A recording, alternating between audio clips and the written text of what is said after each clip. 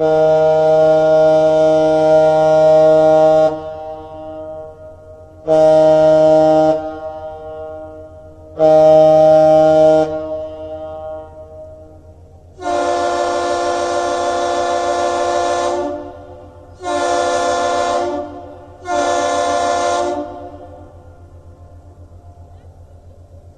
you just heard is known as the captain's salute, the most common salute between the bridge and the vessels. The vessel departing the Duluth Ship Canal is the Manitoulin.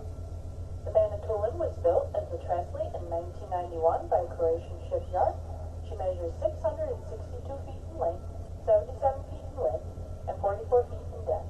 She is powered by an 8,100 horsepower four-cylinder B&W diesel engine, which gives her a top speed of 14 knots or about 16 miles per hour. She is also equipped with bow and stern thrusters to aid her maneuverability in port. The Manitoulin has 19 hatches on her deck, and she has a maximum carrying capacity of 25,000 tons.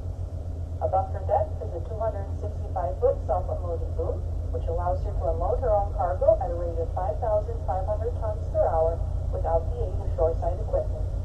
The Manitoulin is currently owned and operated by Lakes Towing of Port Dover, Ontario, Canada, a subsidiary of Danish-registered in Jersey City, New Jersey.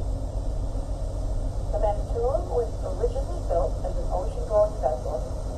She was serving as the Danish chemicals tanker when she was acquired by Lakes Towing in 2014.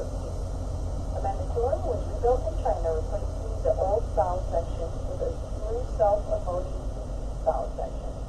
Once she was finished, she took about 2 months to get to the Great Lakes from China in 2015.